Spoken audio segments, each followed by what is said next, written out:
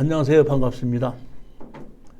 저는 이곳 선능력 강의장에서 매월 둘째, 넷째 금요일 날 오후 3시부터 6시까지 특수경매 추천과 해결을 할 수 있는 법규 분석을 해드리는 강의를 하고 있는데, 이 강의는 특수경매의 내용은 지분, 건물 제외 또는 반값 공장, 그 다음에 농지증 안 해주는 거, 그 다음에 맹지의 토지, 이런 문제가 있는 것이 경매로 나오게끔 되면 반값으로 하락하는데, 반값으로 하락한 것을 매입을 해서 지금 있던 문제점이 있던 거를 해결해서 정상적인 가격으로 매도를 하자, 이런 것을 가지고 제가 추천하고, 제가 설명해 드리는 것은 해결하는 방법을 법규 분석을 해 드리는 겁니다. 이러한 것이 보면 제가 강의를 하는 것뿐만이 아니라 제가 이런 실전 사례를 교재로 써서 이미 발표를 한 것이 있는데, 누구든지 서점에 가서 특수경매, 입문, 소송경매, 부동산 소송 1, 2 이거를 구입해서 보시게끔 되면 이러한 특수경매를 낙찰받아서 합의를 하든지 소송을 하든지 협상을 하든지 해갖고 해결했던 사례가 여기에 수백 번이 올라가 있는 겁니다. 토지개발 1, 2, 농지, 건축법상도 이렇게 8권에 보면 이 특수경매를 낙찰을 받았을 때 문제점이 있는 것을 해결하는 방법에 대한 실전 사례가 있는 책입니다. 한번 여러분이 특수경매에 관심이 있으신 분들은 이 책을 한번 서점에서 구입해서 한번 보시게끔 되면은 많은 도움이 될 거라고 생각합니다. 자, 그뿐만 아니라 제가 다음 달이 9월 달인데 9월 둘째 주 금요일 날이 9월 12일이거든요. 9월 12일 날도 오늘처럼 마찬가지로 특수경매를 이렇게 반값으로 떨어진 특수경매 물건을 추천을 하게끔 되는데, 이런 것을 강의를 하고 있다는 것을 여러분들에게 알리기 위해서 무료 공개 강의를 제가 준비하고 있습니다. 혹시 여러분들이 주변에 특수경매에 대해서 관심이 있으신 분들이 있으면은 같이 이날 와서 한번 청강을 해보게끔 하시면 됩니다. 언제든지 문의는 010-4444-2069로 해주시고, 미리 이 4444-2069로 문자를 주시면은 제가 교재를 준비를 해 놓도록 하겠습니다. 교재를 준비해서 교재와 같이 여러분들이 보시는 것이 훨씬 더 쉽게 빨리 이해하실 수 있기 때문입니다. 강의 내용은 현재 경매로 진행 중인 물건 중에서 반값으로 하락한 것을 낙찰을 받은 후에 어떤 식으로 그것을 해결하느냐는 해결하는 방법을 가지고 해결한 후에 정상적인 가격으로 매도하는 그런 것을 추천하고 분석을 해드리는 겁니다. 관심이 있으신 분들은 4444-2069로 문자를 주시면 제가 교재와 자리를 준비하도록 하겠습니다. 오늘 물건이 14개를 골랐는데 다른 때보다 한 2-3개가 적은데, 제가 이번에 아무리 열심히 골라봐도 이건 확실히 돈을 벌 수 있겠다는 확신이 드는 물건이 14개 정도밖에 없기 때문에 오늘은 다른 때보다 한 2개가 줄었는데, 그 중에서도 오늘 지분경매가 상당히 많습니다. 지분경매를 여러분이 입찰을 하실 때는 필수 조건이 있는데, 우리가 내가 돈을 벌려면 부동산으로 돈을 벌려면 김경 선생님 뭘 할 수 있어야 되죠? 내가 부동산을 사서 돈을 벌려면 뭘 해야 돼요? 팔아야 되죠. 근데 내가 공인중개사한테 4분의 1 지분입니다, 팔아주십시오. 그럼 팔아줘요, 안 팔아줘요? 안 팔아준다는 얘기거든요. 그러니까 우리는 공인중개사한테 파는 것이 아니라 누구한테 파냐면 실질적으로 지분으로 같이 갖고 있다고 하더라도 가서 보면 주인 노릇을 하는 사람이 있거든요. 그러니까 그 주인 노릇을 하는 사람이 내 지분을 살 수 있겠는가 없겠는가를 우리가 판단하는데, 그것은 뭐냐면 제일 첫 번째, 주인 노릇 하는 사람이 경제력이 있겠느냐 이런 얘기고, 그 다음에 두 번째는 강제경매인 경우에 가격이 적은 가격인 경우에는 취하시킬 수도 있거든요. 그러면 취하를 시키려고 할 때는 낙찰자한테 동의를 받아야 되기 때문에 우리는 잔금을 내지 않고도 동의서에 도장만 찍어주면서도 수익을 올릴 수 있다 이런 얘기입니다. 그 다음에 지분권자들의 관계 및 거주 여부인데,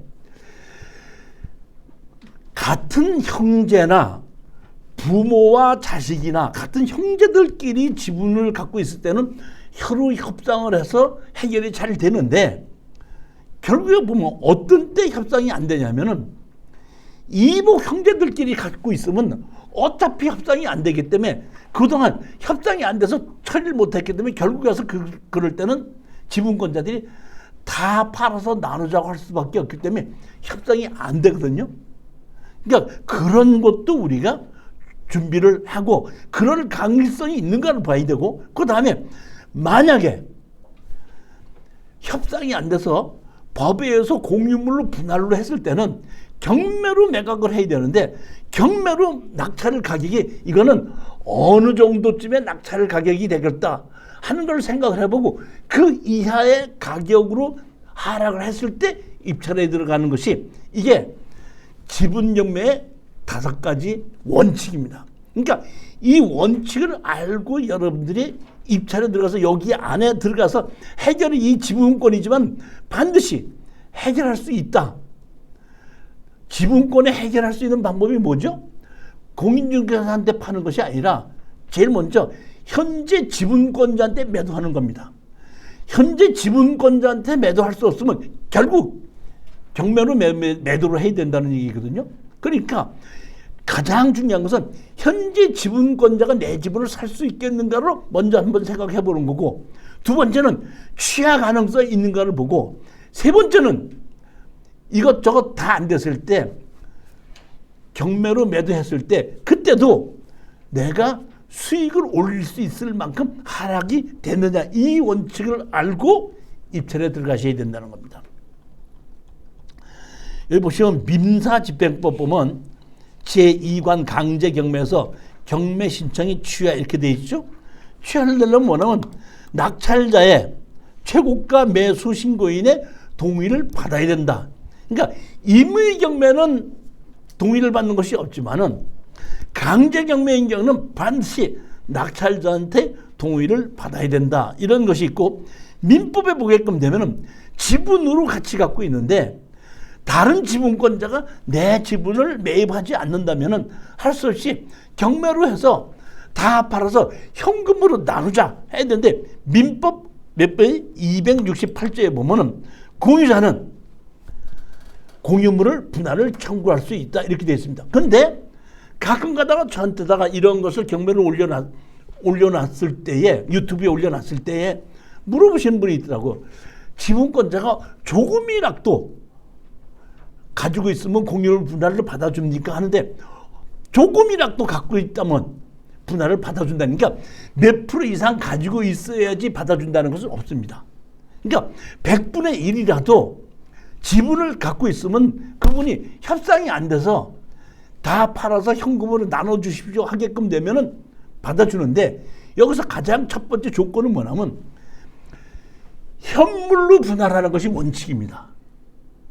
근데 현물로 분할할 수 없을 때는 다 팔아서 현금으로 분할하다 보니까 건물과 토지가 같이 있는 경우에는 현물로 분할할 수 없지만은 땅만 가지고 지분으로 나왔을 때 분할해달라고 했을 때는 판사님이 현금으로 분할하는 것이 아니라 현물로 먼저 분할을 해라 이렇게 하실 수도 있다는 겁니다. 그런 거를 우리가 염두에 두시고 입찰에 들어가시면 됩니다. 제가 왜 이런 넣냐면 이거는 그냥 맨 앞에 첫 번째 물건이 지분경매입니다. 자, 한번 보시겠습니다. 서울중앙지방법원의 2024 3115인데 강제경매입니다. 명륜동에 있는 근린시설인데 4층짜리 건물인데 1층, 2층은 근린시설이고 3층, 4층은 주택입니다. 여기에 강제경매 청구 금액으로 얼마가 나왔냐면 2억 6,210만 원이 경매로 신청했습니다. 그런데 여기 보시게끔 되면은 제가 보기에는 모친과 자녀들이 같이 상속을 받았는데 자녀가 상속을 받은 것이 강제 경매가 들어올 것 같으니까 자기 어머니 이름으로 선순위로 설정을 해놨어요. 설정을 해놨더니 이 청구하시는 분이 이거는 사회행위라고 소장을 집어넣습니다. 그러면 사회행위라고 판결을 받았냐면 판결을 나지 않았습니다. 사회행위라고 소송을 집어넣을 뿐이에요. 그런데 제가 추천을 했은 겁니다. 자, 한번 보시겠습니다. 여기 보시면 3억 2천짜리가 2억 600까지 떨어졌죠. 입찰 날짜는 언제죠? 28일. 입찰 날짜가 8월 28일 2억 600만 원입니다. 여기 보시면 대항력 있는 임차인이 한 명이 있는데 이 대항력 있는 임차인이 확정일자도 없고 배당 요구도 없습니다. 확정일자도 없고 배당 요구도 없다는 얘기는 대부분 우리 사장님이 어디 세를 들어간다 그러면 대부분 가서 확정일자 받죠. 근데 확정일자 안 받는 경우가 언제죠? 확정일자 안 받는 경우는 내가 돈을 안 줬을 때예요. 대부분이. 근데 물론 이것만 가지고 돈을 안 줬다고 할 수는 없지만은 그런 수 있다 이런 뜻입니다. 보면. 그다음에 여기 보면 3, 4층을 1,000만 원에 150만 원에 있고 그다음에 하나는 뭐를 뻔하면 1,000만 원에 120만 원이 월세가 있죠. 그러면 상가가 1층, 2층이라 그랬죠. 근데 여기 보면 3, 4층 보층을 전부 다 쓰고 있다 그랬죠. 그러니까 주택은 3층, 4층을 전부 다 쓰고 있는 거고 그다음에 1층하고 2층은 월세를 주는 건데 제가 보면 1층, 2층 중에서 한 사람이 이걸 보면 이거를 쓰고 있는 게 아닌가 이렇게 싶은 생각이 들어요. 보면. 자, 지분 매각 9분의 2 지분 매각입니다. 매도 물건 해갖고 여기 보시게끔 되면 자 보십시오. 상가, 주택입니다. 3층, 4층, 1층, 2층. 그 다음에 대지가 2필지인데 전부 다 왜?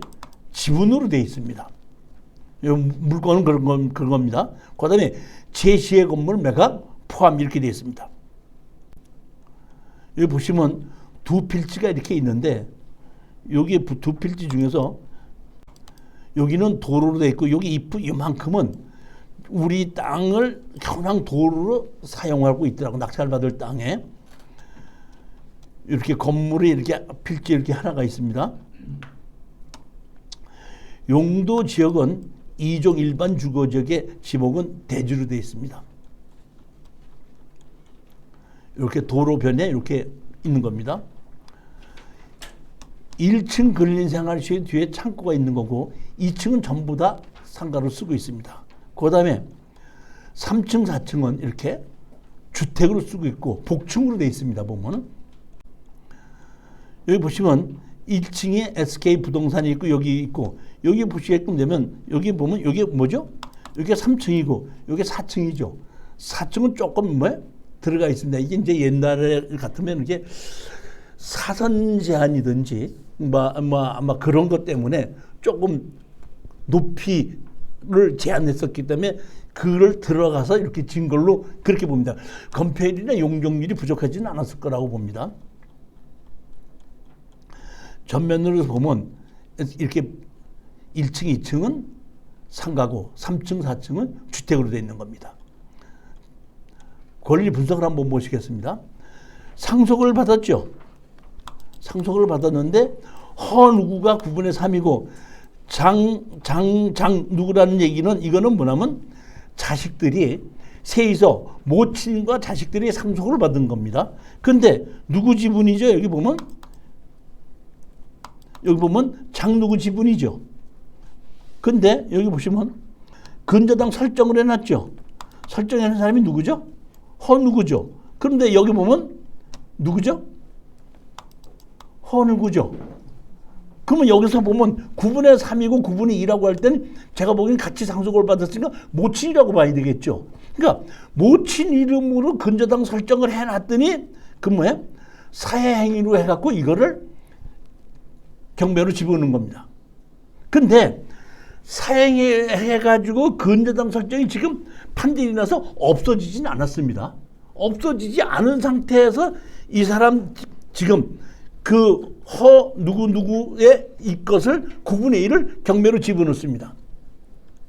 자, 그러면은 우리가 권리 분석을 한번 해보겠습니다.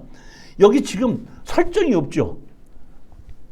다른 설정이 없죠. 없으면 권리 분석 중에서 기준 권리라는 것인데 기준 권리가 뭐라 그랬죠? 가장 앞선 압류, 가압류 설정이라고 그랬죠. 근데 여기 보면 허누구 거죠. 허누구가 설정이 돼 있죠. 그러니까 설정이 취하됐느냐 안 취하됐느냐는 우리 낙찰자하고는 관계없어요.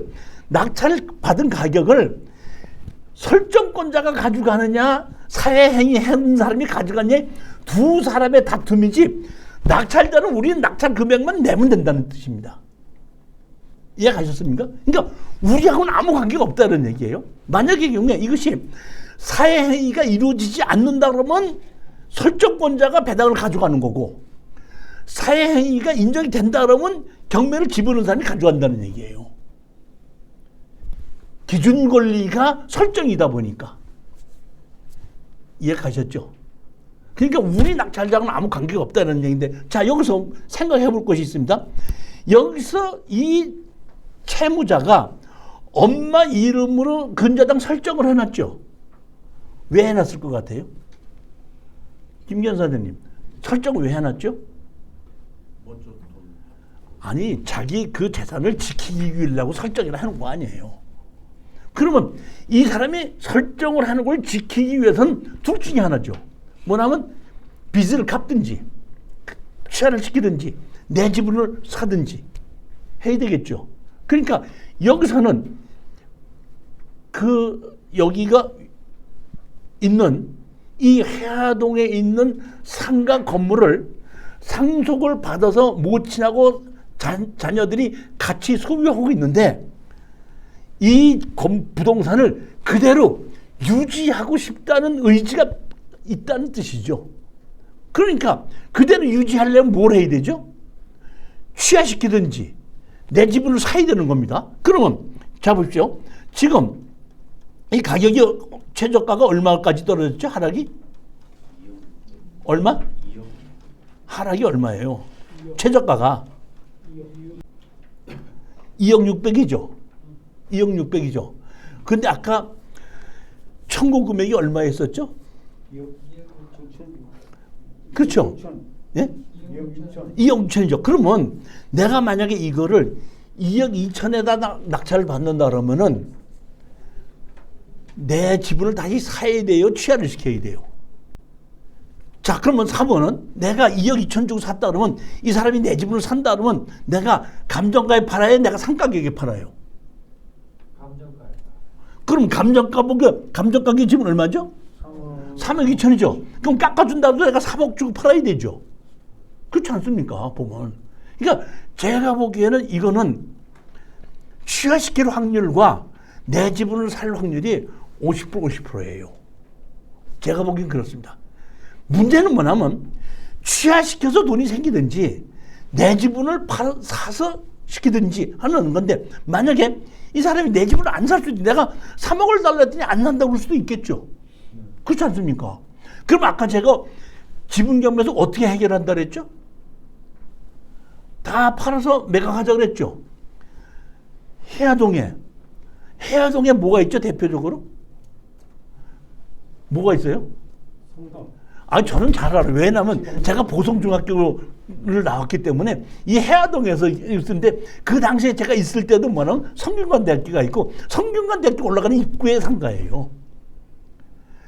그리고 대전이 없기 때문에 이거는 상가 얼마든지 새가 잘 나갈 수 있기 때문에 제가 보기에는 이렇게 새가 정확하게 잘 나갈 수 있는 경우는 얼마든지 경매를 내놔도 매각이 된다는 얘기입니다. 그렇기 때문에 제가 이거를 추천한 겁니다. 경매로 팔아도 돈이 되고 취하가 돼도 돈이 되고 내 지분을 다시 사가도 돈이 된다 이런 뜻입니다. 세 개를 다 봤을 때 아무 문제가 없이 수익을 올릴 수 있는 제가 자신이 있기 때문에 추천한 것이다 이렇게 아시면 되는 겁니다. 자, 이제 두 번째 물건 보시겠습니다. 자, 조금 아까 하나 잊어먹은 거 있는데 거기 이제 대항력이 있는 임차인이 있다 그랬죠. 네. 그렇죠. 네. 대항력이 있는 임차인이 있죠. 네. 그 대항력이 있는 임차인이 만약에 그 사람이 아니까 보증금 얼마고 월세 얼마라는 거 안 내놨죠. 그러면 예를 들어서 내가 낙찰을 받고 났더니 자기 보증금이 5천만 원이다. 5천만 원 내달라. 그럼 5천만 원 줘야 돼, 안 줘야 돼요? 안 줘야죠.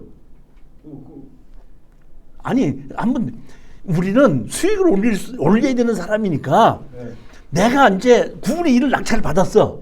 그랬더니 아까 대항력 있는 임차인이 하나 있었단 말이에요. 네. 배당 요구도 없고 확정일자도 없단 말이에요. 네. 이 사람은 법원에서 받아가지 않고 누구한테 받아가겠다는 게 낙찰자한테 받아가겠다는 거 아니에요. 네. 그러니까 이 사람이 금액도 없기 때문에 아까 1,000만 원에 뭐 120만 원, 100만 원인데 이 사람이 나 전세 보증금 5천만 원이야 내놔 이러면 줘야 돼, 안 줘야 돼? 안 줘도 될 것 같은데. 아니, 그러니까 우리가 이 권리 분석을 하는 사람으로서 이걸 알아야 된다 이런 얘기예요. 자, 줘야 돼, 안 줘야 돼요? 예? 그러면 여기서 아까 내가 이 사람이 뭐가 있다 그랬죠? 이 사람이 뭐가 있다 그랬어요, 제가. 대항력이 있다 그랬죠. 네. 대항력이 뭐예요?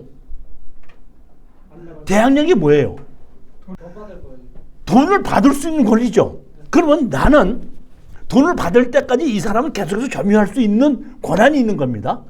그러면 내가 여기에 있는 사람이 대항력이 없는 사람이라고 가정하십시다. 네. 그럼 내가 9분의 2를 낙찰을 받았죠. 9분의 2 낙찰 받은 사람이 대항력 없는 사람 나가라 그래, 못해? 못해요. 그러니까 대항력 있든지 없든지 똑같은 거예요. 무슨 소리인지 이해가 안 가십니까? 그러니까 이런 거를 정확하게 이해하지 못하시는 분들은 이런 지분 경매를 투자하는 것이 제 말이 무슨 말인지 잘 이해가 못 갈 수가 있는데 이거를 잘 생각해보고 여러분들이 이해하실 수 있어야지만이 이거 지분 경매 대항력 있는 임차인이 아무 문제가 없구나. 자, 원칙적으로는 이 사람이 대항력 있는 사람이 돈을 자기 전세 보증금 있다면 누구한테 받아야 되죠? 누구한테 받아야 돼요? 누구한테 받아야 돼요? 돈 준 사람한테 받아야 되는 거 아니에요. 근데 돈 준 사람이 경매로 날라갔으니까 나 아무것도 없다. 그러니까 할 수 없이 낙찰받은 사람한테라도 그 돈 받을 때까지 대항력을 행사할 수 있다. 이렇게 법이 보호해 주는 거예요. 세입자를 보호해 주는 거 아니에요. 그렇죠? 그러니까 돈을 받은 사람이 나 돈 줄 거 없다. 경매로 나가서 아무것도 없다.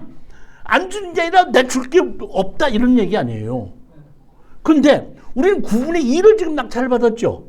그럼 9분의 7을 받은 사람이 돈이 있는 사람이 없는 사람이야? 있죠. 그러면 얼마든지 그 사람에게 그 책임을 우리는 물릴 수 있기 때문에 이렇게 9분의 2 있는 경우에 이런 것이 대항력이 있는 세입자가 있더라고 하더라도 겁내지 마시라는 겁니다. 이게 지분경매의 가장 원칙입니다. 그리고 이 원칙을 정확하게 이해하신 분이라야지 지분경매에서 수익을 올릴 수 있는 겁니다. 수익을 올릴 수 있다는 얘기는 무슨 얘기냐면 다른 사람은 대항력이 있는 임차인이기 때문에 안 들어옵니다. 다른 사람이 안 들어와야지 낮은 가격으로 우리 입찰에 들어가서 돈을 벌 수 있는 겁니다. 그렇기 때문에 제가 이런 강의를 하고 설명해 드리는 거예요. 제가 먼저도 말씀드렸죠. 특수경매는 낙찰을 받는 것이 문제가 아니라 낙찰을 받고 난 다음에 해결할 줄 알아야 돼요. 해결을 여러분이 해야 돼, 저하고 같이 해야 돼요. 항상 낙찰을 받으면은 저한테다가 이게 이렇게 됐는데 어떻게 할까 하고 물어보라고 얘기하지 않습니까? 뭐 저하고 같이 해서 해결할 수 있어야지 되고 해결할 수 있는 물건이라야지 제가 추천하는 겁니다. 그걸 여러분이 반드시 아셔야 된다 이런 뜻입니다. 자, 두 번째입니다. 서울중앙에 2024 69277 강제경매인데 아파트 2분의 1 지분 매각입니다. 청구 금액이 얼마죠? 8,500만 원입니다. 근데 여기 최저 가격이 지금 얼마까지 하라고 했죠? 4억이죠. 그러면 2분의 1 지분이 감정 가격이 지금 얼마라는 얘기죠?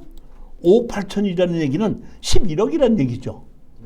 11억짜리에 부부가 같이 갖고 있으니까 공동재산이죠. 부부가 같이 얼마짜리 재산을 갖고 있죠? 11억짜리 재산을 갖고 있는데 8,500만 원에 날리겠어요? 지켜야 되겠어요? 지키는 것이 원칙이라. 그러면 어떻게 지키는 것이 원칙이냐? 내 지분을 다시 사는 것이 지킬 수 있는 거고 취하시키는 것도 지키는 방법이 하나예요. 아니면 다 팔아서 나누는 것도 방법 중에 하나라는 얘기입니다. 그러면 여기서 11억짜리 아파트를 지분을 갖고 있는 사람으로서 가장 경제적으로 해결할 수 있는 방법이 뭘 것 같아요? 8,500만 원 언제? 취하시키는 것이 가장 여기에 주인으로서는 해결할 수 있는 방법 아니냐 이런 얘기. 무슨 문제냐면 여기서 이 사람들이 이 아파트 11억짜리 아파트를 사는데 강제 경매금 8,500만 원 말고 또 다른 설정이 있어요, 없어요? 하나도 없죠. 김 사장님, 네. 자동차 살 때 할부로 사요, 현금으로 사요? 할부 사. 이 사람들은 이 아파트 대출 받고 샀어요, 그냥 샀어요? 대출 받고. 대출 설정이 없잖아. 뭐 현금 있다는 얘기 아니에요 지금. 11억 현금이 있는 사람이 지금 8,500만 원 갖고 경매 집어넣겠냐 이런 얘기예요. 그러니까 아까 제가 얘기했죠. 뭘 해야 된다고. 이건 취하려면 강제 경매는 뭘 받아야 된다? 동의서. 동의서 받아야 된다. 그러니까 제가 보기에는 이거는 90% 이상이 낙찰 받고 한 열흘 정도 있으면 취하를 시킨다고 해서 취하 동의서를 받는다고 연락이 옵니다. 그럼 제가 잔금 낼 필요가 없어요. 뭐만 하면 돼요? 취하 동의서만 찍어주면 되거든요. 그러면 잔금 낼 필요가 없는 금액은 내가 여기다가 10억에 낙찰을 받아도 문제가 돼야 안 돼요. 어차피 잔금 안 되는 거니까. 근데 10억을 쓰게끔 되면 이 사람이 5억짜리를 10억이 되니까 그냥 이거 배당 주고 8,500원 빼고 나머지 자기가 가져가니까 이거 사갖고 다른 아파트 사야 되겠다 하니까 그렇게는 안 되겠죠. 그러니까 이건 제가 항상 여러분들이 하는 얘기가 뭘 하지 말라 그러죠? 지르지 말아라.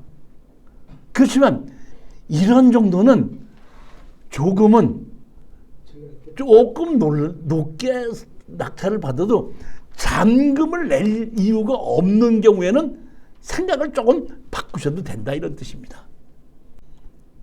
이거 지금은 권리 분석만 보겠습니다. 물건은 아파트이기 때문에 물건에 대한 설명은 안 하고, 근데 아파트 자체가 평수가 좀 큰 평수더라고요. 권리 분석만 먼저 해보게끔 되면 여기 보시면 누가 있죠 이게? 전 누구하고 쯔다토 모에라고 나와 있죠. 쯔다토 모에 그러면 자보면 일본인 것 같기도 하고 아닌 것 같기도 하고 잘 모르겠는데 이렇게 있고 설정이 하나도 없는데 제가 여기서 반드시 취해야 될 것 같지는 않다고 조금 생각했던 게 뭐냐면 자 보십시오. 여기 뭐면 가압류가 8,500이 있고 1억 7천이 있고 1억 7,400이 있죠. 그래서 누가 8,500짜리가 경매가 지금 진행했죠. 그러니까 여기 1억 7천짜리하고 1억 7,400짜리가 그대로 있다면 이건 얼마죠? 3억 5천이 또 있죠.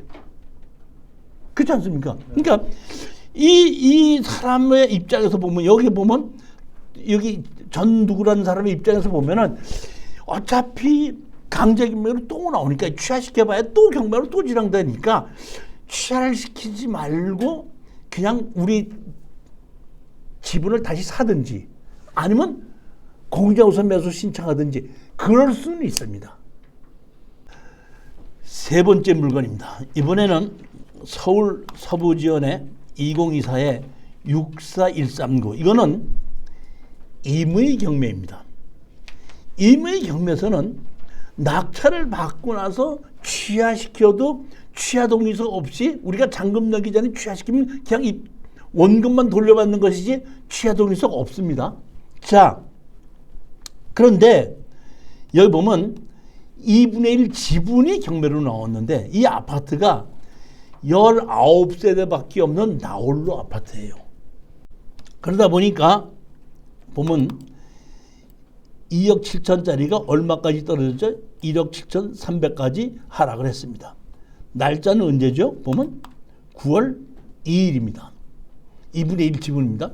이게 어떻게 됐나고 봤더니 권리 분석을 한번 또 해보겠습니다. 상속을 받았죠. 누구요? 김누구가 상속을 받았습니다. 그러니까 상속을 받았는데 상속받은 것 중에서 채무자가 지금 홀로 살고 있거든요. 홀로 살고 있다가 지금 보면 그 채무자가 빚을 져서 경매로 나온 겁니다. 여기 보면 채무자라고 나와 있지 않고 뭐라고 나와 있냐면 지분권자가 거주하고 있다고 그랬는데 여기 보시면 여기 상속을 받을 때는 둘이 같이 살고 있는 거죠. 네. 김너고 김누구가 같이 살고 있는데 81년생이면 지금 나이가 40이 넘었죠. 40이 넘었는데 같이 살고 있다는 뜻은 결혼을 했다는 얘기 안 했다는 거예요.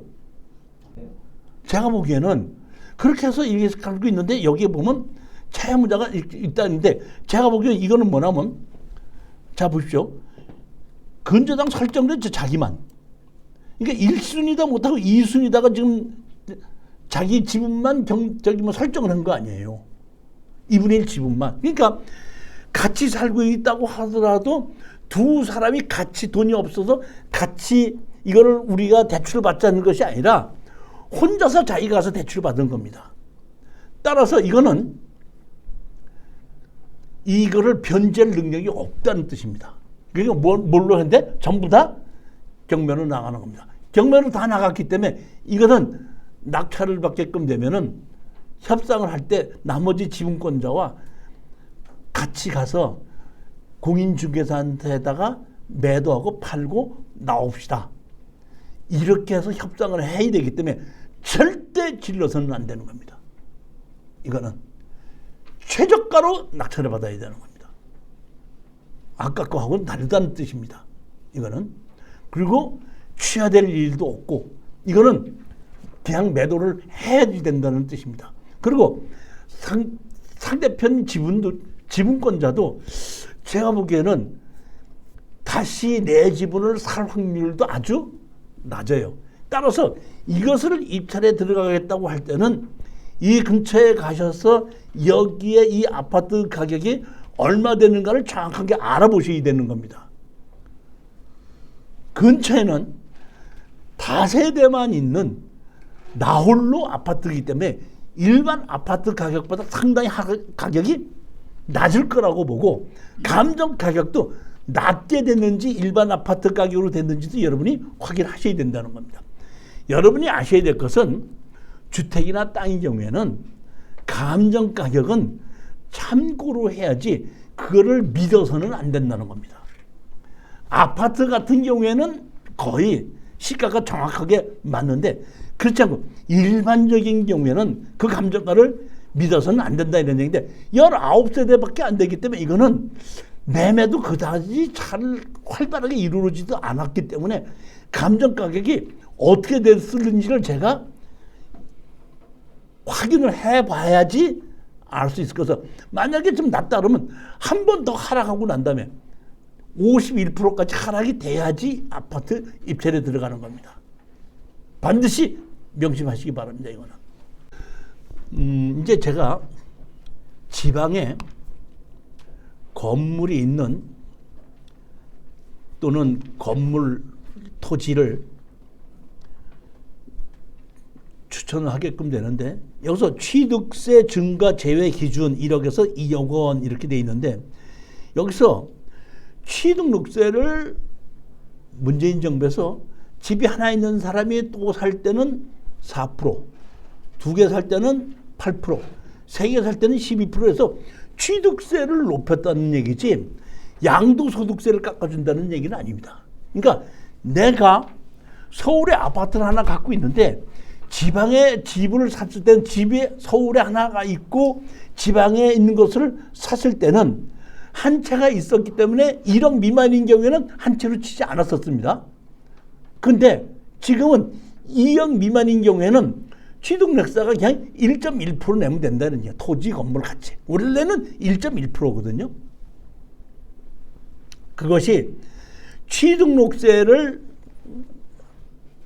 중과하지 않는다는 얘기지 양도소득세를 깎아준다는 뜻은 아니라는 겁니다. 네 번째 물건입니다. 서산지원의 2024-2239 임의 경매입니다. 서산지원이 있는 겁니다. 천안 목천에 천안에 있는 건데 전원주택지 안에 있는 토지와 건물이 경매로 진행됐는데 얼마짜리 보면 이게 얼마죠? 감정 가격이 4억짜리가 얼마까지 하락했죠? 1억 3천인데 9억 9월 8일 날입니다. 임의 경매입니다. 여기 보시게끔 되면은 160평 32평입니다. 얼마까지 떨어졌죠? 34%까지 하락을 했습니다. 그러니까 1억 3,700만 원까지 하락했기 때문에 여러분이 서울에 집을 하나 가지고 계셨어도 이것을 낙찰 받아서 취득세를 4% 8%를 내지는 않는다 이런 뜻입니다. 그렇지만 양도소득세는 그대로 내야 된다 이런 뜻이거든요. 제가 보기에는 이 사람은 펜션으로 빌려주려고 하지 않았는가 싶었는데 사실 펜션이 아니라 이 천안에는 제가 판단하기에 그냥 전원주택으로 하는 것이 맞지 않는가 이렇게 보고지 이거를 펜션으로 빌려주는 것으로 투자하는 것은 저는 아니라고 보는 겁니다. 처음부터. 여기 보시게끔 되면 이 사람이 여기 집에다 뭘 만들어면 애견 풀장도 만들어 놨거든요. 애견 풀장 만들어 놨다는 얘기는 뭐죠? 자기가 강아지를 많이 기른다는 거예요? 펜션으로 빌려주려고 만들어 놓은 게 아닐까요? 저는 그렇게 봐요. 근데 이 자체가 좋다는 것보다는 전원주택지로서는 상당히 좋고 전원주택지 안에 있기 때문에 감정 가격이 4억짜리인데 1억 3,700만 원까지 하락했기 때문에 가성비가 좋다는 뜻이지 이 집 부동산 자체가 좋다는 건 아니에요. 부동산을 우리는 아까도 말씀드렸지만 부동산으로 수익을 올리려면 뭘 해야 되죠? 팔아야 되죠. 파는 방법 중에서 제일 좋은 방법이 뭐죠? 우리 수강생들에서 가끔 가다가 교수님 그 강제 경매는 경매 추천 물건만 하지 마시고 제가 이러는 부동산인데 이거 좀 팔아주실 수 있습니까? 하고 물어보시는 분이 있어요. 그 사람이 못 팔아서 나한테 팔아달라 그래요? 안 파는 거예요? 못 파는 거예요? 안 파는 거예요? 못 파는 거예요? 가격을 낮추면 다 팔려요. 근데 높은 가격으로 팔라니까 못 파는 거지 안 팔리는 게 아닙니다. 그러니까 제 얘기는 4억짜리를 감정 가격이 맞다 그러면 3억에 판다 그러면 팔린다 이런 뜻입니다. 그걸 4억에 그대로 팔려고 하니까 안 팔리는 거거든요. 그렇기 때문에 저로서는 이거를 4억짜리를 3억에 판다고 생각을 하고 3억에 팔 수 있는가를 현장 가서 확인해 보고 3억에 팔 수 있다고 했을 때 내가 2억 5천이든지 1억 5천이든지 얼마에 매입을 하게끔 되면은 이걸 파는 데까지 시간이 얼마 걸리고 이자가 얼마 들고 경비가 얼마 드는데 얼마까지 낙찰 받아서 얼마까지 팔으면은 수익이 얼마가 생기구나 하고 생각하고 난 다음에 그 가격에 입찰에 들어가라는 얘기입니다. 자, 어떤 분이 저한테 물어봐요. 교수님 추천한 물건 제가 봤는데요. 이거 이번에 제가 그 4번 물건이 관심 있고 거기 가봤는데 참 좋을 것 같아서 투자하려고 그러는데 얼마를 쓰면 됩니까? 하고 저한테 물어봐요. 그럼 제가 얼마나 쓰라고 그래요? 그 저한테 그걸 물어보면 안 되는 거고 실질적으로 가서 매매되는 가격이 얼마인가 봐요. 3억에 내놔도 안 팔릴 수도 있지 않습니까? 2억 5천에 팔릴 수도 있지 않습니까? 감정이 4억이라는 얘기지 4억에 매매가 된다는 얘기는 아니에요. 그러니까 그렇게 저한테 물어보시면 잘못된 거라 이런 얘기예요. 그러니까 여러분이 돈을 버시려면 가봐서 실질적으로 이 전원주택이 얼마에 매매가 되는지를 알고 예를 들어서 가봤더니 3억에 매매가 되더라. 그럼 나는 2억 5천에 팔아야 된다.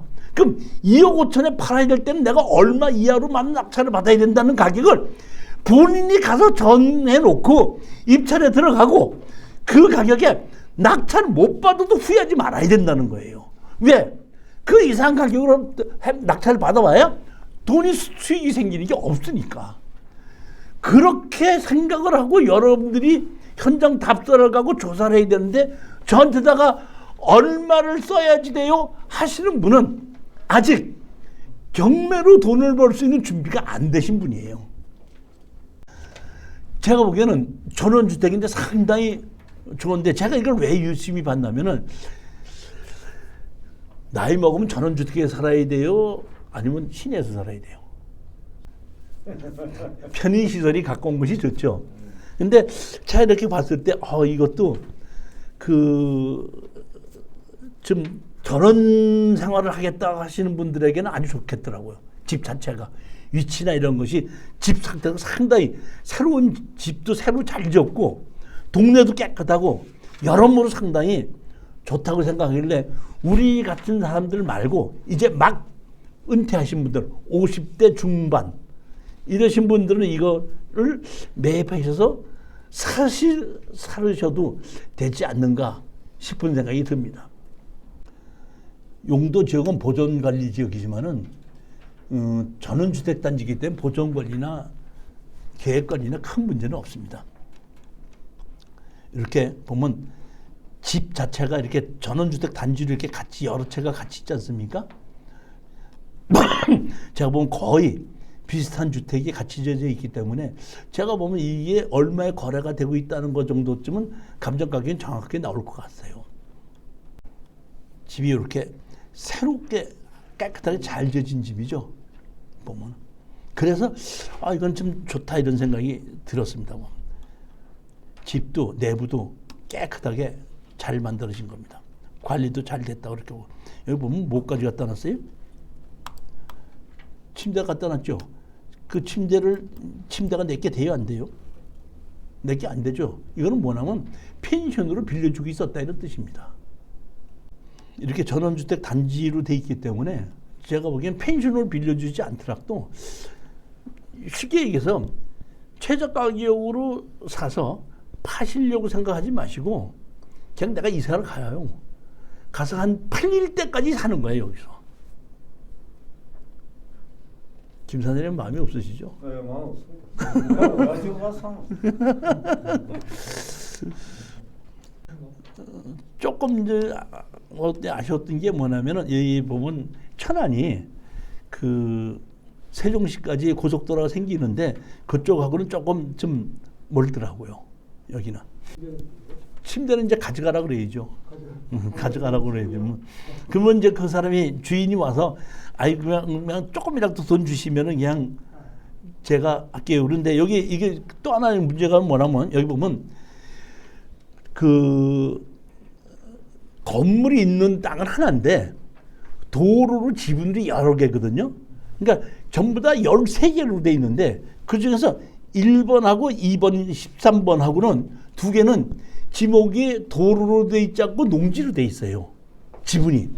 그렇기 때문에 여기는 농지 취득 자격증 명세를 발급받아야 되는데 여기서 이것이 뭐 농지 취득 자격증에서 발급받는다고 해서 문제될 일은 없다. 무조건 해준다 이런 뜻입니다. 이것이 농지냐고 물어봤더니 뭐로 답변했어요? 뭐라고요? 현황이 농지인 여부. 그랬더니 답변이 뭐라고 나왔죠? 농지법에 따른 농지에 해당함. 되어 있기 때문에 두 필지는 전부 다 13필지 중에서 두 필지는 한 필지는 토지와 건물이 있는 거고 나머지 도로로 되어 있는 그 필지 중에서 지목이 두 개는 농지로 되어 있기 때문에 농지 취득 자격증 면서는 필요한데 내가 농지 취득 자격증 명서를 띄워달라고 했을 때 안 띄워줄 이유는 없다 이런 뜻입니다. 그러니까 그냥 띄는 것 자체가 좀 번거로울 뿐이지 이거를 거절하지는 않는다는 얘기입니다. 다섯 번째 물건을 보시겠습니다. 이번에는 천안지원의 2024-3410 임의 경매입니다. 여기도 보면 병천면 가전이 전원주택지 아닌데 여기는 이 포천에서 세종시까지 고속도로 생기는 곳의 인터체인지와 가까운 곳입니다. 가까운 건 다른 겁니다. 그 다음에 여기는 건물은 지어져 있는데 건물은 매각 제외로 되어 있습니다. 건축물 관리대장은 없습니다. 자, 보시겠습니다. 대지가 얼마죠? 여기 보면 120.5평. 여기 보면 얼마죠? 1억 2,500짜리가 3,100만 원까지 하락을 했어요. 토지 일부 지분 매각이죠. 근데 제가 이게 조금 의아스러웠던 것은 설정 금액이 6천 얼마하고 청구 금액도 그렇게 많지가 않습니다. 이렇게 보면 요 땅인데 여기 땅에 있는 건물인데 여기 있는 입구인데 전원주택 단지 안에 입구 있는 건데 이렇게 보면 계획관리지역의 지목이 대지로 돼 있죠. 이 단지 안에 있습니다. 이 단지 안에 있는 것이 제가 보면 지금 건물이 한 경매로 나온 것이 한 5개가 됩니다. 그러니까 건물이 다 지어진 것이 경매로 나온 것이 한 3개가 되고 짓다 말고 골조만 빼놓고 나온 것도 경매도 한 2건이 됩니다. 이게 자체가. 그러니까 실질적으로 이 토지, 이 단지를 만들어서 개발을 했던 것 자체가 조금 실패를 하다 보니까 설정이 하다 보니까 경매로 이게 몇 가지가 나왔는데 건물은 다 지어져 있는 건물이 있는데 건축물 관리자는 없다 이런 뜻입니다. 집이 이렇게 된 건데 1층, 2층으로 지어져 있죠. 여기 보시게끔 되면은 누가 들어가지 못하게 이렇게 막아놨죠. 그렇죠? 이렇게 전원주택지 안에 있는 땅입니다. 여기 보면 짓다가 만 건물도 콘크리트 골조만 만들어 놓고 경매로 나온 게 있고 유치권 해놓고 뭐 이런 것이 좀 한 도서너 개 있는 겁니다. 그러니까 이쪽 단지 안에 있는 그 경매 물건이 나오기 시작한 지가 한 4, 5년 전부터 나오기 시작해서 낙찰 받은 것도 있고 지금 현재 진행되는 것도 있고 그런 겁니다. 프로방스 들꽃 마을이라고 여기 마을을 만들어 놓고 여기서부터 여기까지 이렇게가 포천 세종간 고속도로가 만들어진 건데 바로 옆입니다. 그러니까 여기 보면 천안에 있는 여기 인터체인지 여기 생기는 거기 때문에 제가 보기에는 아직까지 여기까지 천안까지는 만들어지지 않고 지금 안성까지만 만들어져 있죠. 그 안성에도 지금 천안에다가 먼저 보내고 고속도로 만들다가 무너졌죠. 그 지금 다시 공사하고 있기 때문에 뭐 조금 한 1년 정도는 더 늦어질 수도 있겠지만은 그래도 만들어지고 나면 서울로 접근성이 상당히 좋아지는 것은 틀림없고 건물도 이렇게 깨끗하게 잘 지어진 건물은 맞습니다. 청구를 얼마로 했죠? 6,300. 그러니까 6,500만 원 설정해놓고 내가 나중에 봤더니 2,200만 원을 더 추가로 설정했고 6,400만 원을 청구했기 때문에 제가 보면 이 건물을 다 지어놓고 준공을 내지 않고 6천만 원 정도 때문에 경매로 집어넣었다 하는 것은 조금 빚이 너무 작은데도 이걸 경매로 집어넣은 게다 이런 생각이 들어서 조금 좀 의아스럽긴 하더라고요. 근데 보게끔 되면 자 보십시오. 여기 보면 이 누구가 2분의 1, 2분의 1이죠. 그러니까 이 사람으로서는 이거를 내가 투자 물건을 내가 거주하려고 한 것이 아니라 여기에 관련이 돼 있다 보니까 2분의 1, 2분의 1을 갖고 매도를 하려고 하다 보니까 이렇게 된 게 아닌가 싶은 생각이 들어요. 보니까 여기 보면 제일 먼저 보십시오. 여기 보면 원래가 희성건축이었었죠. 주인이 희성건축이었습니다. 근데 왜? 2분의 1 지분을 매각을 했죠. 그러니까 희성건축에서 이 사람에게 2분의 1 지분 매각을 했다는 얘기는 정식으로 팔았다는 거예요. 돈을 줄 게 있으니까 2분의 1 지분을 준 것 같아요. 죽고 있었어요. 그렇고 그 후에 다시 보게끔 되면 다시 2분의 1 지분을 다시 또 받았어요. 보면. 그러니까 2분의 1 지분, 2분의 1 지분인데 원래는 누구 거였었다고요? 희성건축이었다는 얘기거든요. 그러니까 희성건축에서도 제가 보기에는 이 자체가 희성건축에서 주인이었다기보다는 희성건축에서 설계비나 뭐 이런 거를 이 집 하나로 받았던 것이 아닌가 이런 생각도 들어요. 그렇게 그러니까 다시 말해 개발업자가 돈이 부족하다 보니까 설정도 하고 뭐 그 설계도 하고 뭐는데 돈을 줘야 되는데 돈을 줄 거 놓고 팔리진 않으니까 야 이거 너한테 줄 테니까 이거 가지고 너 설계비 한 거 좀 어떻게 대체하면 안 되겠냐 한 것이 아닌가. 설계 사무실도 그래요.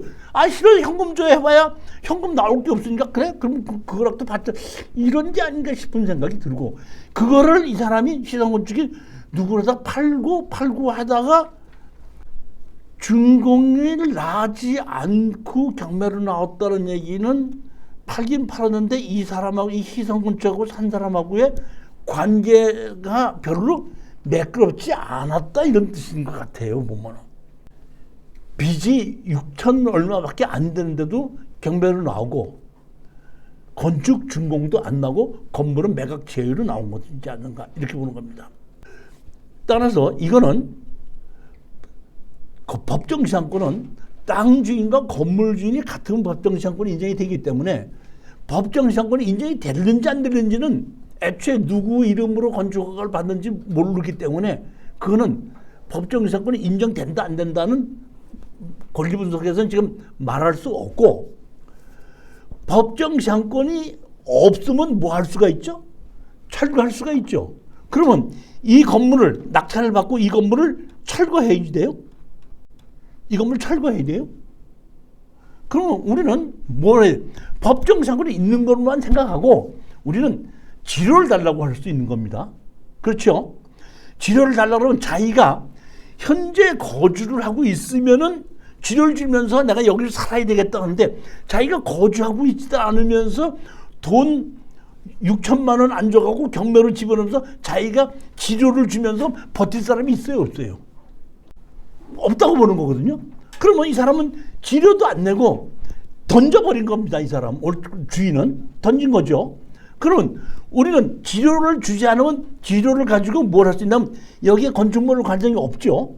건축물 관장이 없으면 등기부등본도 없죠. 그렇지만 이 건축 허가를 받아서 현재 주인인 사람하고는 지료를 의해서 채권 채무 관계가 만들어졌죠. 채권 채무 관계가 만들어지니까 이 사람 이 건물 주인은 뭐가 돼요? 채무자가 되죠. 채무자가 건축물 관리장을 만들고 등기부등본을 만들지 않으면 채권자가 강제로 건축물 관리장이 없이 건물을 등기를 올릴 수가 있습니다. 채권자의 권위로. 그렇게 해놓고 이 건물만 따로 경매로 집어넣는다 그러면은 다른 사장님 들어와요, 안 들어와요? 이렇게 해가지고 예전에 한 5년 전에 낙찰을 받았거든요. 그러니까 이 낙찰 받은 걸 갖고 지료를 안 내갖고 경매를 집어넣었어요. 집어넣었더니 한 번은 건물에 한 1억짜리가 한 2천만 원으로 떠지니까 어떤 사람이 낙찰을 받았더라고. 받았다가 잔금을 안 내더라고. 그러니까 다시 재경매 들어가니까 1,몇백만 원으로 하락이 됐거든요. 그러니까 1,몇백만 원으로 어떤 사람이 낙찰을 받으니 그 사람은 잔금을 냈더라고요. 그래서 우리가 다시 그 사람을 낙찰 받아서 이사 갈 때까지 기다렸다가 이사 가고 난 다음에 찾아갔어요. 우리가 이렇게 해서 지료 청구를 하는데 건물 또 지료 안 주면 또 경매로 집어넣을 건데 당신은 어떻게 하겠느냐. 그랬더니 그러면 땅을 내가 사야 되는 거군요. 그러니까 자기도 건물을 워낙에 싸게 샀으니까 땅 얼마에 파시겠습니까? 해서 우리는 감정가를 좀 주면 팔겠다. 조금 깎아주면 안 됩니까? 우리 감정가에 지금 24%에 사는데 감정가에 70% 팔으면 돼요, 안 돼요? 되죠. 되죠. 그러니까 다른 사람이 낙찰을 받아도 좋고 안 받아도 되고. 그러니까 여기서 우리가 입찰에 들어가려면 뭐만 하면 돼요? 실질적으로 이 건물과 이 동네가 매매가 얼마에 되고 있는가만 보면 되는 겁니다. 근데 제가 판단하기에는 여기는 24%까지 하락을 했고 건물은 매각지율로 딱만 나왔고 지금 낙찰 가격이 얼마죠? 최저 가격이 얼마예요? 3,100만 원이죠. 어떻게 한번 3,100만 원 정도인데 한번 해보신 마음 없으십니까? 뭡니까? 이해가 100%안 돼가지고. 아니 그러니까 제가 항상 말씀드렸잖아요. 뭘 하라고? 낙찰을 받으면 저한테 물어보시라고. 그렇지. 그럼 낙찰 받았다고 해갖고 제가 따로 컨설팅 비용 달라고 그러지 않거든요. 그러니까 항상 특수경매는 낙찰 받는 것이 중요한 것이 아니라 낙찰 받고 해결하는 것이 중요한 것인데 그 해결하는 것을 도와준다 이런 뜻이에요. 자, 이게 보시게끔 되면은 2016년도에 허가받았죠? 여기 보시면 빨간 색깔이죠? 빨간 색깔은 뭘 했다는 얘기죠? 보면 파란 색깔이면 허가만 받았다는 뜻이고 빨간 색깔은 착공했다는 뜻이고 보라색이 있으면 사용 승인까지 받았다 이런 뜻이거든요. 근데 여기는 보면 착공까지는 했고 사용 승인 받지는 못하고 건축물 과정이 없던 걸로 나왔는데 뭘로 했어요? 단독주택으로 해서 2016년도 7월 달에 지금부터 그러니까 지금 얼마 됐죠? 8년 된 거예요? 8년? 건축을 착공했기 때문에 이런 정도인 경우에는 채권자와 채무자 관계가 인정이 되면은 건축물 관리장 없이 건물만 강제 기입 등기할 수가 있고 강제 기입 등기한 다음에 건물만 따로 경매로 또 집어넣을 수 있다는 얘기입니다. 그러니까 그런 것을 모르시는 분은 저한테 물어보시면은 제가 순서에 의해서 낙찰을 받거나 차례로 설명을 드린다 이런 뜻입니다. 특수경매는 낙찰 받는 것은 30~40%가 해결이 된 거고 낙찰 받고 난 다음에 뭘 해야 되죠? 문제를 해결하고 그럼 문제를 해결하면 다 됐냐 아니에요. 문제가 해결되고 팔을 때까지가 다 끝나야 되는 거거든요. 그러니까 100이 따르면 낙찰 받으면 30% 해결한 거고 그 다음에 문제점을 해결하면 40% 해결한 거고 나머지 매도를 해야지 100%까지 다 완성이 되는 겁니다. 그렇기 때문에 낙찰 받아서 여러분이 매도할 때까지 저한테다가 도움을 받는 것이 맞고 제 많은 경험에 의해서 이렇게 나올 때는 이렇게 하자 이럴 때는 이렇게 하자고 설명을 드리는 거고 가장 중요한 것은 제가 여러분에게 이런 것을 낙찰을 받고 도와주는 것을 가지고 따로 내가 도와줬으니까 컨설팅 비용 달라 소리는 안 한다 이런 뜻입니다. 그러니까 마음 놓고 물어보시고 같이 해결하자 이런 뜻입니다. 착공계 내면 착공으로 보는 겁니까? 그렇죠. 착공계를 내면 착공으로 보는 건데 자 여기 아셔야 될 것은 건축 허가를 받고 1년 이내에 착공을 하자면 그 허가가 취소됩니다. 근데 내가 조금 더 연장을 시켜달라면 6개월씩 2번을 연장을 시켜줘요. 그러면 총 2년입니다. 2년 이내에 착공을 하지 않으면 그 허가는 자동으로 취소된 겁니다. 근데 내가 착공계를 냈단 말이에요. 네, 착공계를 냈는데 착공을 안 했잖아요. 네. 그 주인이 가만히 있을 때는 아무 문제가 없어요. 근데 착공계를 냈는데 주인이 바뀌었잖아요. 바뀌었으니까 착공을 했으니까 땅에다가는 하나의 건축 허가만 내주지 이중으로 내주진 않는단 말이에요. 그 다음에 건축주 이름도 바꿔주진 않는단 말이에요. 그러니까 땅 주인으로서 자기가 착공을 해놓으면 건물 땅 주인으로서 행사를 할 수 있는 권리는 없어요. 그랬을 때에 착공계는 내놨지만은 착공을 하지 않았다 하고 담당자에 얘기하면 담당자가 현장을 가서 이렇게 보고 진짜 착공계는 냈는데 착공하진 않았네 그러면 그 허가를 취소시켜줘요. 근데 가서 봤더니 착공계를 냈는데 바닥 콘크리트에다 또 타설했지 않습니까? 우리가 길거리 가다가 건물 짓다가 중단된 거 많죠. 그거는 언제까지 건물을 일단 착공을 하면 언제까지 준공돼야 된다는 법은 없습니다. 그러니까 10년이 가든지 20년이 가든지 그대로 두어도 건축 허가도 취소되지 않고 건축주는 명의 변경에 의해서 건축주와 매도자와 매입자가 서로 계약서를 쓰고 등기부 등본이 없어도 건축 허가를 팔고 살 수는 있어요. 그렇지만 경매로 사니까 건물을 내가 사진 않았지 않습니까? 땅만 샀잖아요. 그때 건물이 내 거가 될 수는 없다는 뜻입니다. 그렇기 때문에 할 수 없이 이 건물을 주인을 상대로 뭘 한다? 철거와 지료 소송을 내는데 이럴 때 이 건물을 철거할 마음이 없기 때문에 철거하지 말고 뭐만 청구해? 지료만 청구하면 법정 상권이 있든지 없든지 상관이 없잖아요. 지료는 무조건 줘야 되니까. 그래갖고 채권 채무 관계가 만들어지고 나면은 건물만 등기부 등본을 만들어서 건물만 따로 경매로 집어넣자 나서 그렇게 해결하자 이런 뜻입니다. 그런 이게 그렇게 담당자가 이렇게 한가해서 그걸 다녀보지는 않고 만에 하나 담당자가 갔을 때는 가서 보더니 착공계 있는데 착공되지 않았으면 왜 착공계를 내놓고 착공하지 않았습니까? 착공을 언제까지 착공을 하도록 해 주십시오. 만약에 언제까지 정식으로 착공하지 않는다 그러면은 제가 착공을 취소시킬 수도 있습니다. 하게끔 되면 내가 가서 흙 하나 파놓고 이만큼 기초락도 세면도 한 파놓고 집어넣으면 그 착공한 거야. 그러니까 그런 것은 큰 의미가 없기 때문에 담당자가 그걸 갖고 그런 식으로 압력을 주지 않는다는 얘기. 그러니까 같은 주인일 때는 착공하든지 말든지 상관은 없잖아요. 근데 주인이 바뀌었을 때는 담당자가 가서 확인해보고 취소를 시켜주기도 하고 그대로 두기도 하고를 결정하는 거죠.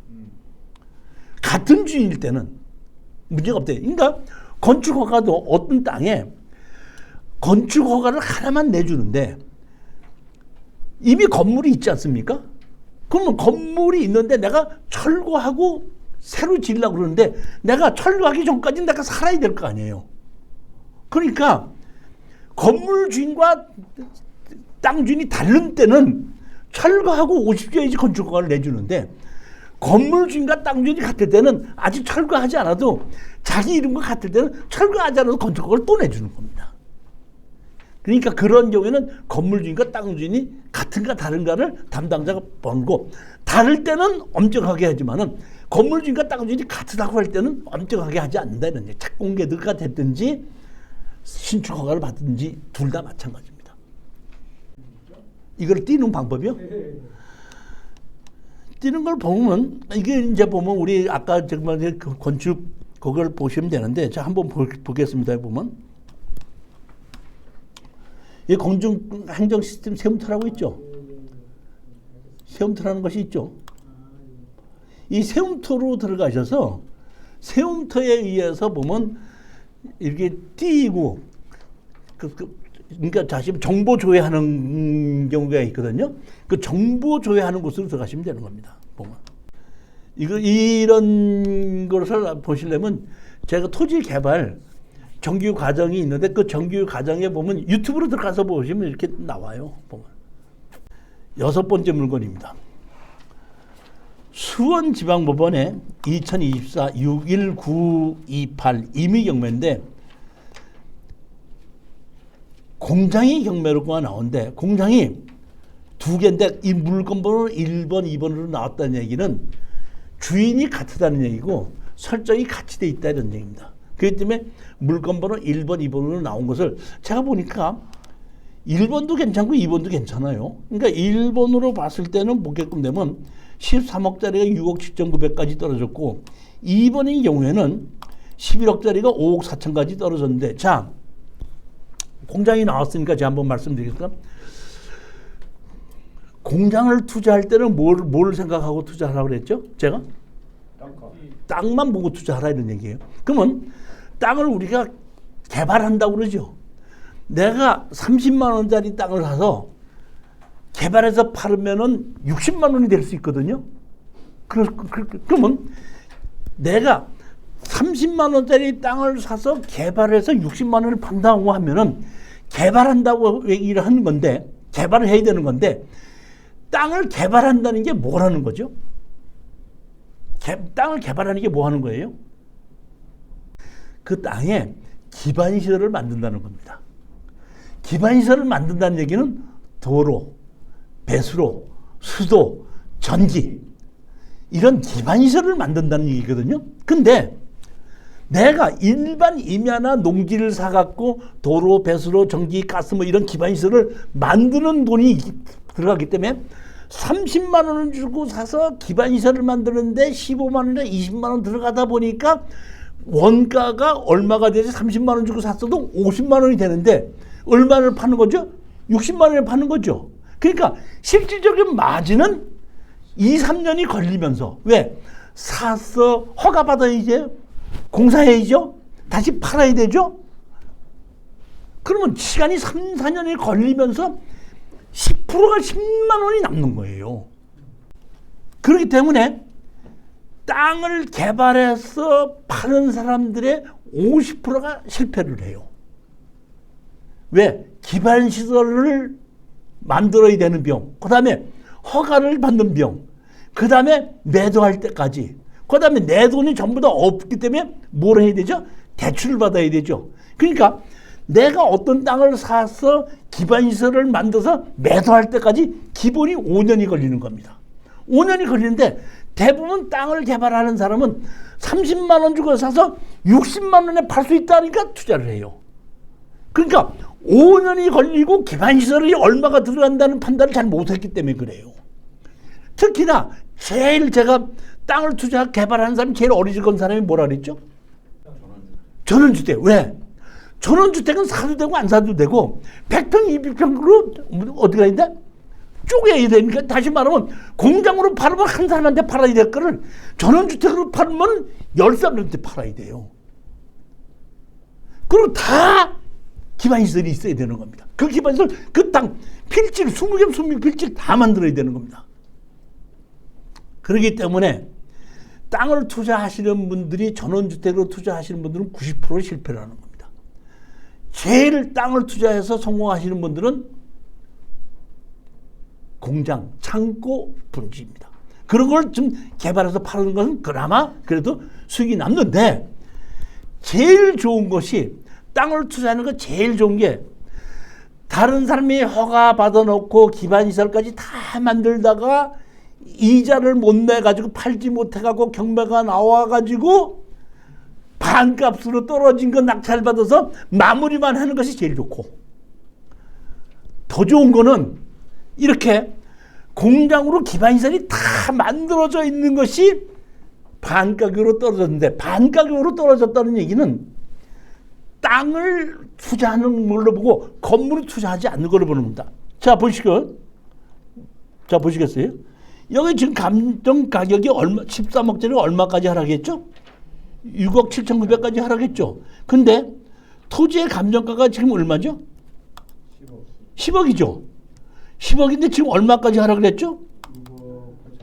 6억 7,900이죠. 다시 말하면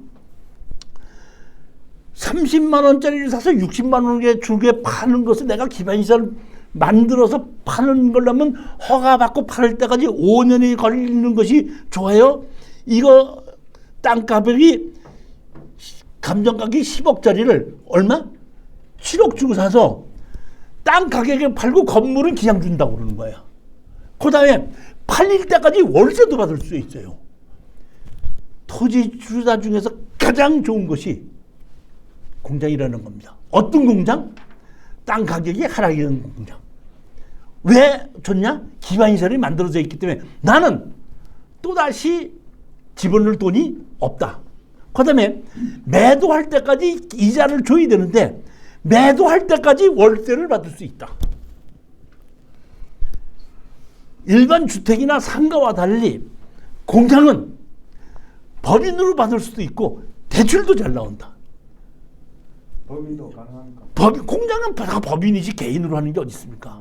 근데 가끔 가다가 공장이 일부가 농지가 끼어져 있는 공장이 있어요. 그러면 법인으로 살지 못하다 보니까 더 하락이 됐는데 그때 내가 뭘로 하는 거예요? 개인 이름으로 사는 겁니다. 그런 경우에는.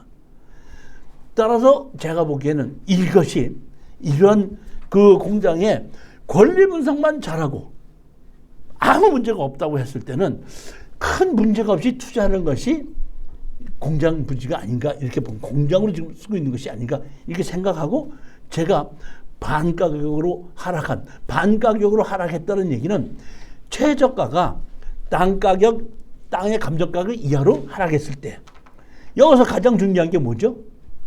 중요한 게 내가 이런 게 있는데 제가 보면 말로는 가장 그럴듯하게 좋은데 여러분이 실질적으로 돈을 투자하려고 하면 확인해야 되는 거. 감정가격 믿지 말라 그랬죠. 감정가격 제가 믿지 말라 그랬기 때문에 여러분들이 이런 공장을 투자할 때는 감정가격이 맞나 틀리나를 확인하라 이런 얘기입니다. 그것만 확인하고 입찰에 들어가시면 된다. 제일 잘 나가는 게 공장하고 창고입니다. 다시 말하면 전원주택인 경우에는 들어가도 되고 없어도 되고 있어도 돼요. 그렇지만 공장이나 창고는 반드시 필요한 사람들이 있어요. 특히 여기는 어디죠? 화성이라는 곳입니다. 화성에 공장 창고 남아있는 거 봤습니까? 내놓기만 하면 나가는 곳이에요. 그리고 제가 이 공장 창고를 했을 때 가장 어떻게 뭐냐면 우리가 개인 투자자들끼리 해서 공장 최소한도 10억에서 20억짜리가 우리 그때 보통 보면 일반인들이 한 10억 정도로 낙찰을 받는 거거든요. 대출을 받는다고 해도 3, 4억 이상을 손에 쥐어야지 되는 거거든요. 근데 이번에 봤더니 감정 가격이 한 13억 되는데 한 7억 정도다 보니까 한 2, 3억만 가져도 입찰에 들어갈 수 있는 이러한 것이 있길래 제가 보기에는 이거 한번 투자해볼 만하지 않겠는가 이렇게 보는 겁니다. 그래서 이게 보면 권리 분석은 다 해놨기 때문에 아무 문제가 없거든요. 그러니까 6번이나 7번이나 똑같이 물건번호 1번하고 2번이에요. 같은 날이고 같이 49%입니다. 만약에 여러분들이 이 공장을 한번 협작을 해보고 가보실 마음이 있다 그러면은 제가 만약에 투자를 한다 그러면 둘 다 가서 확인해보고 입찰에 둘 다 들어가서 지르지 않고 최저 가격보다는 조금만 더 써서 두 개 다 돼도 좋고 안 돼도 좋고 5천만 원, 6천만 원 지분 넣어야 되는데 안 돼도 좋고 안 돼도 좋은 거. 왜 안 돼도 좋죠? 안 돼도 좋은 이유는 아니지. 돈이 안 되는 걸 질러서 돈이 안 되는 걸 바로 낙찰 받냐 이런 얘기예요. 보면 괜히 이제 힘들게 애만 쓰는 거죠. 그러니까 낙찰 못 받는다고 하더라도 미련 갖지 말라 이런 얘기예요. 왜? 9월 12일 날 제가 또 갖고 올 때 이거보다 더 좋은 물건이 또 나올 수 있거든요. 항상 생각하라 그랬죠. 뭐를? 버스를 놓치니까 리무진이 오더라. 그러니까 돈을 벌 수 없는 물건을 낙찰 받으려고 애쓰지 말라 이런 뜻입니다. 우리가 경매로 들어가는 것은 지르지 않고 싸게 살 수 있기 때문에 경매로 들어가는데 왜 경매장에 가서 비싸게 질러서 쓰느냐 이런 뜻입니다. 그거는 뭐냐면 감정가가 내는 게 아니고 공인중개사가 일반 매물을 할 때 공인중개사가 정확한 가격을 가르쳐 주지만은 이거는 공인중개사가 한 게 누가 한 거죠? 감정가격을 감정사가 한 거기 때문에 감정에 대한 가격과 실질적인 거래 가격은 다르다 이런 뜻입니다. 그러니까 감정가격은 뭐만 해? 창고만 하는 겁니다. 그러면 현장 답사를 하려고 그러다 하루를 걸리고 돈이 들어가는 건데 땅 가격이 최저 가격보다 더 높을 때는 현장 답사도 할 필요도 없다는 뜻입니다. 그러니까 현장 답사는 땅의 감정 가격이 최저가보다 더 높았기 때문에 그래도 여기는 한번 현장 답사는 해볼 만하지 않느냐 이렇게 해서 제가 추천을 한 거니까 6번, 7번 같이 한번 여러분 다 검토를 해보시고 지역도 비슷하니까 같이 가서 보시고 입찰 날짜도 같은 날짜니까 그렇게 한번 현장 답사를 다 해보시고 정확하게 매매 가격도 아시고 그 다음에 매매 가격에 의해서 입찰 가격에 결정을 하고 이렇게 하시면 되는 겁니다. 좀 질문한 게. 예, 말씀하십시오. 이거 6번, 예, 6번에 7번이랑 마찬가지인데. 네, 마찬가지인데. 네? 몇 년간 이 공장문이 닫혀 있었습니다. 몇 년간. 물론 가봐야 알겠지만. 예. 7번은 지금 제가 보면은 6번은 아니고 7번이 네. 감정가격에 보면 6번하고 7번을 같이 해놨는데 몇 번은 지금 그 오랫동안 하지 않았는 걸로 보입니다 하는 것은 7번 물건이에요.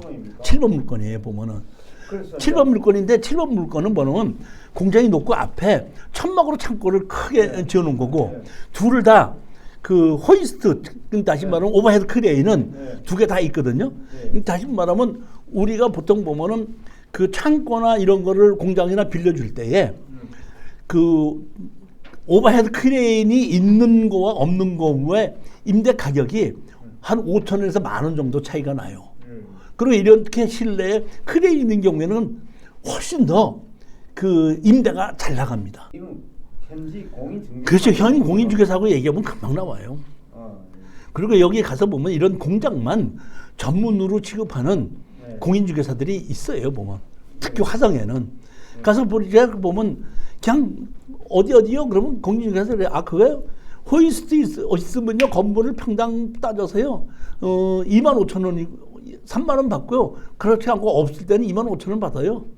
땅하고 건물이 지금 몇 평이죠? 그것만 딱 물어봐요. 그럼 얼마라면 그래요? 그럼 그거는 뭐 월세 얼마를 한 준다 그러면 됩니다. 그래요? 그럼 내가 조금 낮추면 그럼 낮춰요? 그럼 내가 한 달 이내에 세줄 수 있는데 이렇게도 나가요. 그러니까 사람들이 이 아파트나 상가가 좋다고 생각하고 땅이 좋다고 생각하는데 제가 보기엔 제일 투자하기 좋은 것은 이런 공장이에요. 제가 보기엔 그렇습니다. 특히 이제 보면은 수도권의 공장, 그 용인, 안성, 남양주, 그다음 화성 이런 쪽에 있는 공장이, 그다음 평택 이런 쪽에 있는 공장이 투자가 이렇게 그 최저 가격이 땅 가격보다도 밑으로 떨어졌다고 했을 때는 한번 투자를 해볼 만하다. 언제 지르지 말고 절대로 땅 가격 정도로 내가 현재 땅 감정 가격 정도로 내가 매도를 한다 이렇게 생각을 해야 돼요. 현장 답사를 가서 그 주변에 공인중개사가 한 서너 번 물어보면은 여기가 얼큰의 감정이 어떻게 됐구나. 그다음에 그 임대가 활발하게 잘 나가는 곳이나 안 나가는 곳을 금방 판단할 수가 있거든요. 그러니까 그 판단에 의해서 조금 높게 쓰느냐 조금 낮게 쓰느냐 이렇게 하지만은 반드시 낙찰 받겠다고 절대 지르지는 말라 이런 얘기.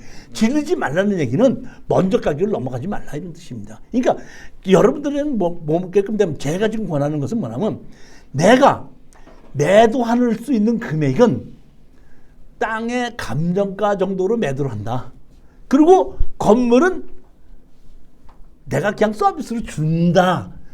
그 정도로 했을 때 내가 수익이 이 정도 생기면 된다 하는 가격으로 생각하고 입찰 가격을 쓰고 낙찰을 못 받는다고 하더라도 미련같이 말하라.